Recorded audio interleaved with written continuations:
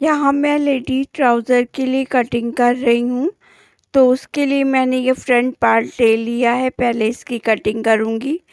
तो hip size 44 के according 11 आएगा, 4 फोल्ड करेंगे। 11 आएगा, 11 में 5 लूजिंग ऐड करके 16 पे मैंने ये फोल्ड कर लिया है।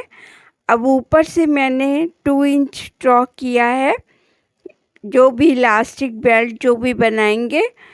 और उसके बाद यहाँ से जो ये लाइन ड्रॉ करी है, इसके बाद नीचे से जो भी हमें लेंथ रखनी है जितनी ट्राउज़र की वो लेंगे। तो 39 ले रही हूँ मैं लेंथ, और इस पे डॉट लगा लिया 39 पे।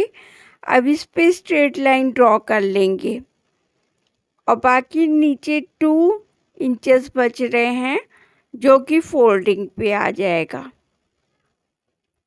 अब इसके बाद यहाँ पर जब हमने कमर जो ली हुई है 44 इंचेस ली हुई है हिप साइज़, तो उसके अकॉर्डिंग 11 और उसमें 2 लूजिंग ऐड करेंगे तो 13 पे मैंने ये मार्क किया है। और 13 से आगे नीचे की तरफ भी जो आसन लगाएंगे वो भी 13 पे लगाएंगे। तो इन दोनों डॉट्स को मिला देंगे आपस में और इस डॉट से स्ट्रेट लाइन बना देंगे, कंप्लीट कर देंगे स्ट्रेट लाइन पूरी दोनों साइड में, और दोनों डॉट्स को मिला देंगे 13 वाली।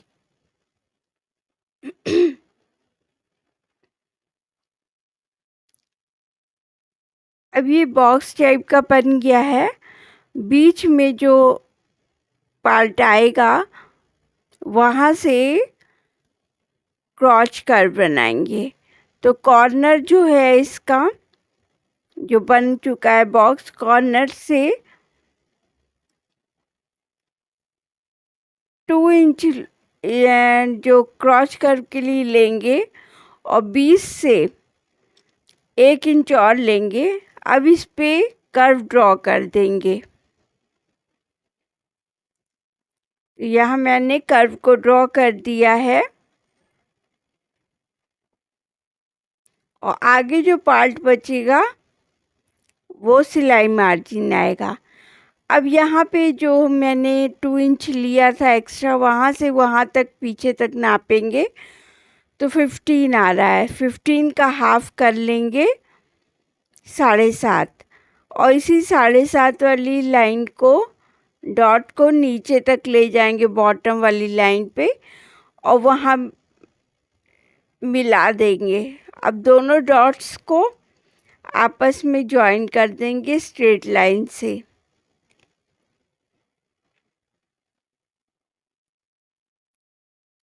तो ये मैंने स्ट्रेट लाइन बना दी है यहाँ पर।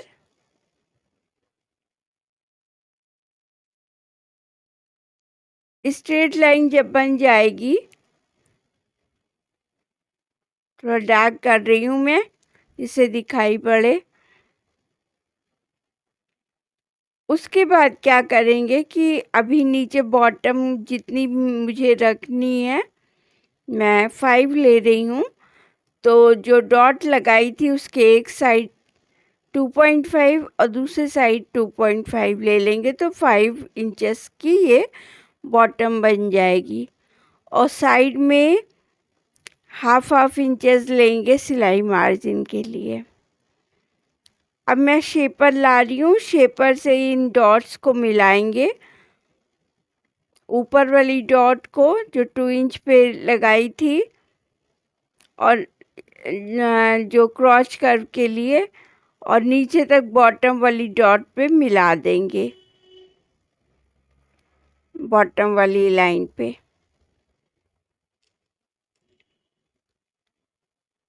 इस तरह से अगर शेपर नहीं है तो थोड़ा सा इसको टर्न करते हुए भी कर्व बना सकते हैं।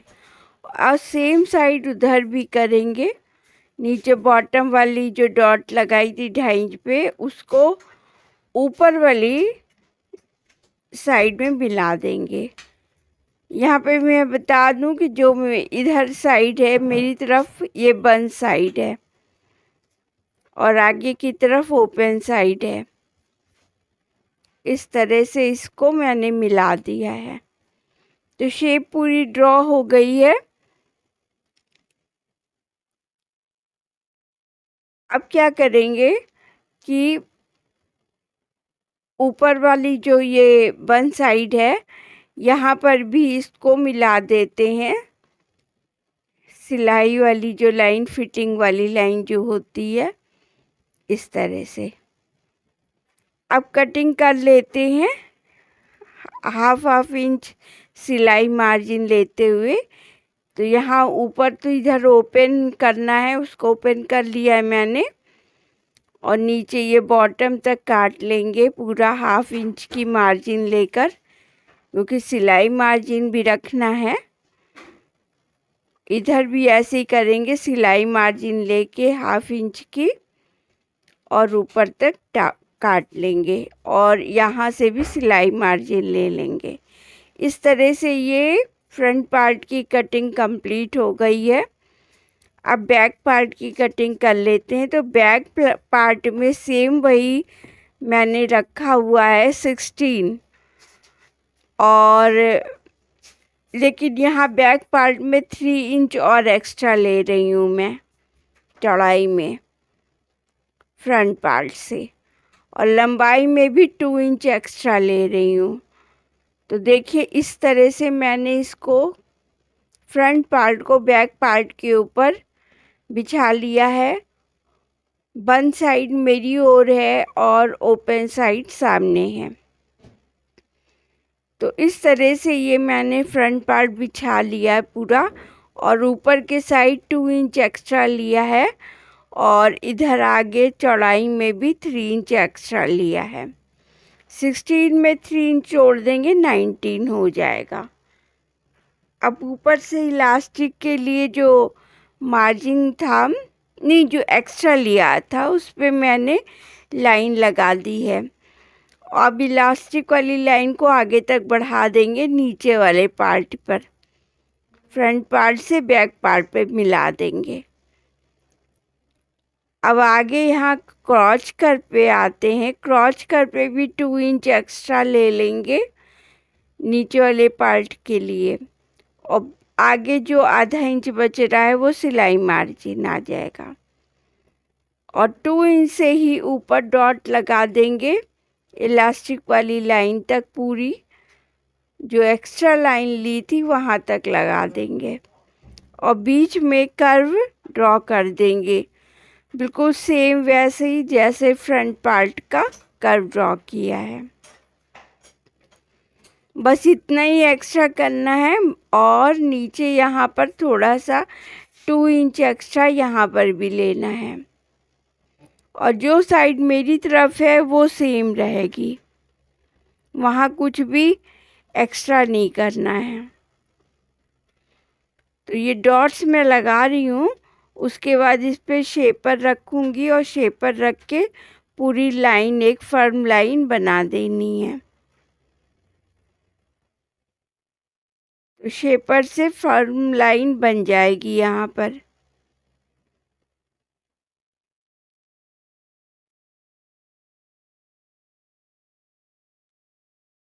इस तरह से बैक पार्ट की भी ये कंप्लीट हो गई है फिटिंग वाली लाइंस।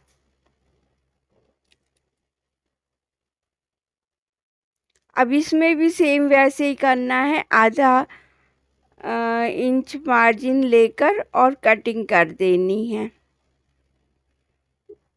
लेकिन ऊपर भी एक चीज़ करनी है कि जो आसन वाली लाइन है वहाँ से और उस तरफ तिरछी लाइन से ज्वाइन कर देंगे।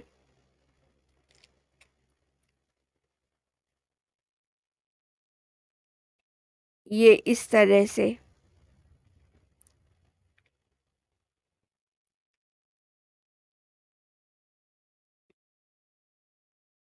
ये तिरछी लाइन बना दी है मैंने नीचे वाले बैक पार्ट के लिए, और फ्रंट पार्ट में भी आसन वाली लाइन से ऊपर की ओर तिरछी लाइन बनानी है। मतलब बैक पार्ट का जस्ट उल्टा, बैक में नीचे ले जाएंगे और फ्रंट में ऊपर ले जाएंगे। अब पहले इस पे मैं कटिंग कर रही हूँ। देखिए इस तरह से कटिंग करनी है जैसे लाइन की शेप ड्रॉ करी है। बैक की मैंने कटिंग कर दी है, अब ये फ्रंट की कर रही हूँ।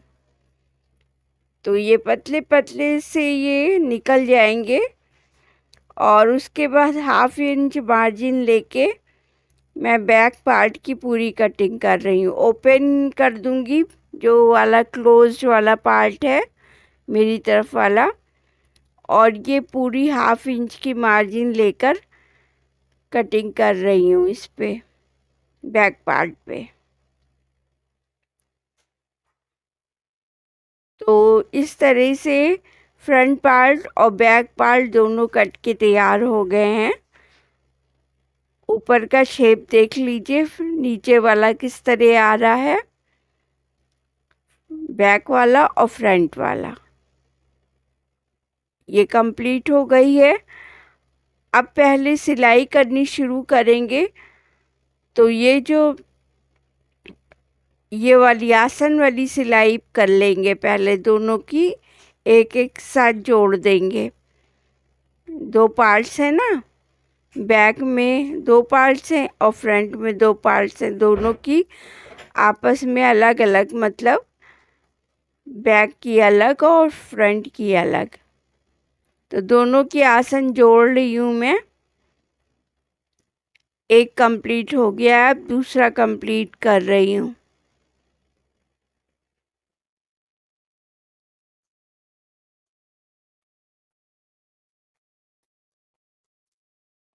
तो ये सिलाई कंप्लीट होती है।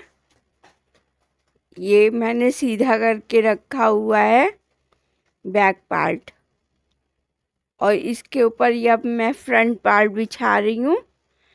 ये मैंने उल्टा करके रखा है इस पे। तो इस तरह से ये हो गया।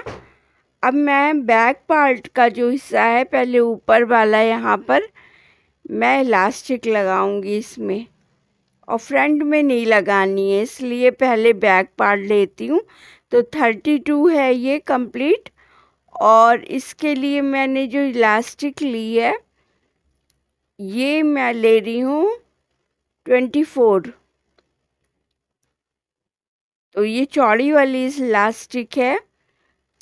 तो इसको जिस तरह से मैं दिखा रही हूँ इस तरह से इसको पहले ज्वाइन करना है। फोल्ड लेंगे, पहला वाला छोटा फोल्ड लेंगे और उसके बाद इलास्टिक की चौड़ाई में ही फोल्ड लेके थोड़ा सा निकाल देंगे नीचे की ओर, जिससे सिलाई करते समय इलास्टिक नहीं आए सिलाई के अंदर। और पहले ये इसको ज्वाइन कर लेंगे चौड़ाई में, जो हिस्सा है इलास्टिक का यहाँ पर इसको ज्वाइन कर लेंगे कपड़े के साथ एक जगह, मतलब फिक्स कर देंगे कपड़े में मोड़ के, और उसके बाद फिर टर्न करके और किनारे किनारे सिलाई देंगे। पर ध्यान रहे कि ये किनारे वाली सिलाई में इलास्टिक नहीं आना चाहिए सिलाई में, केवल उसके लिए जगह बना रही हूँ मैं इलास्टिक के लिए अंदर रख के। तो ये किनारे वाली बहुत ध्यान से लगानी है सिलाई।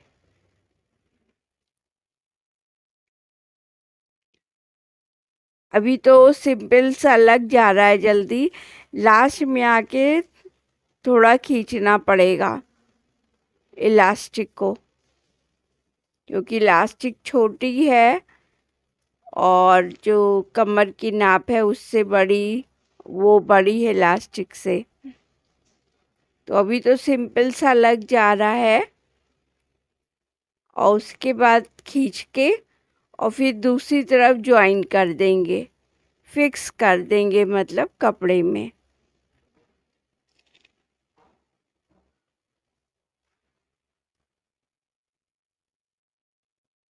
चलिए ये भी कंप्लीट हो गया है लगभग।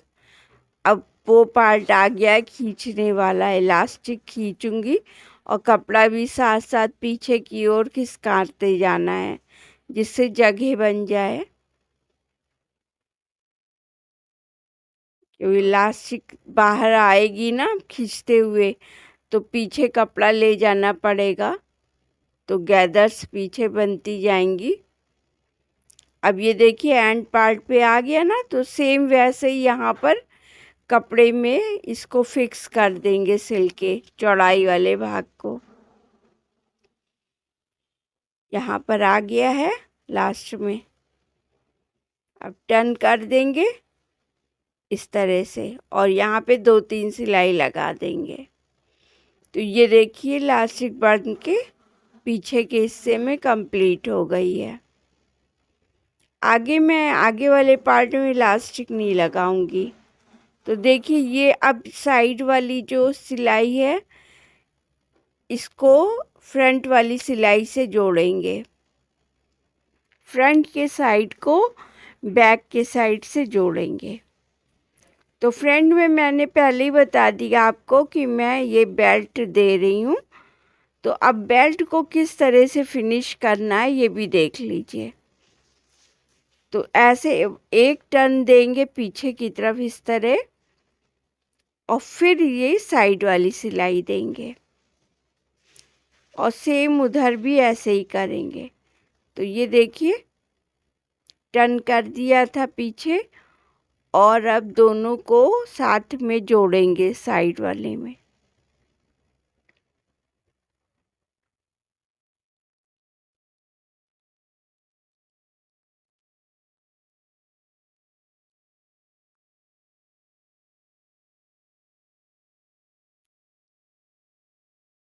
तो एक साइड में करके आपको बता दे रही हूँ, नेक्स्ट साइड भी वैसे ही करना है।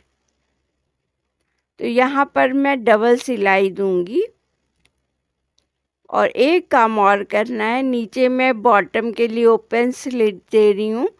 तो जितना बॉटम की फोल्डिंग के लिए छोड़ा है उससे 1 इंच ऊपर ला और मतलब लेकर यहाँ सिलाई रोक देंगे, मतलब 1 इंच एक्स्ट्रा पे सिलाई रोक देंगे।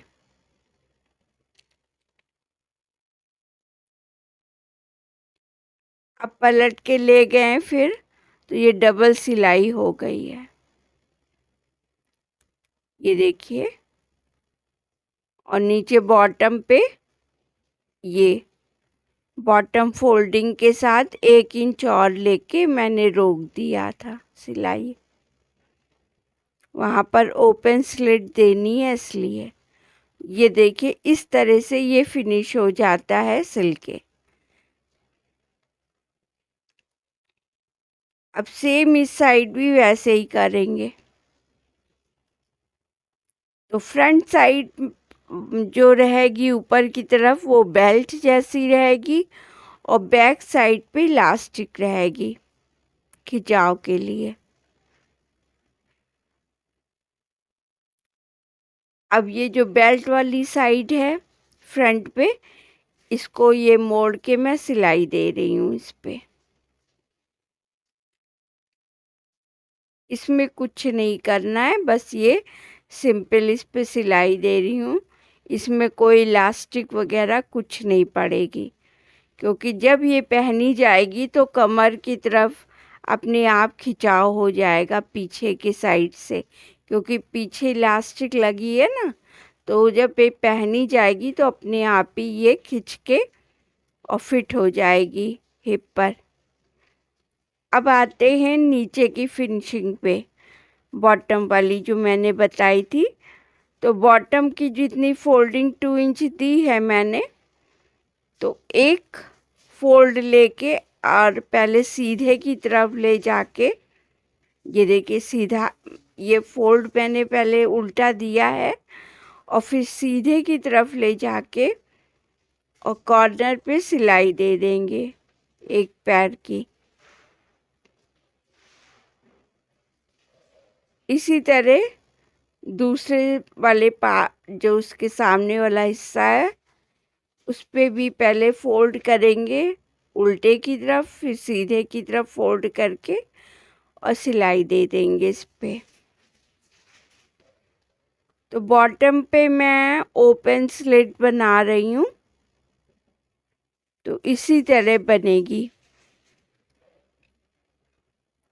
ये देखिए, अब मैं इसको पलट के फिनिश कर रही हूँ इसको। ये देखिए, कॉर्नर वाला हिस्सा किसी पतली चीज़ से मैंने यहाँ पर नुकीली चीज़ ली है, उससे कॉर्नर वाला हिस्सा निकाल के बाहर किया है।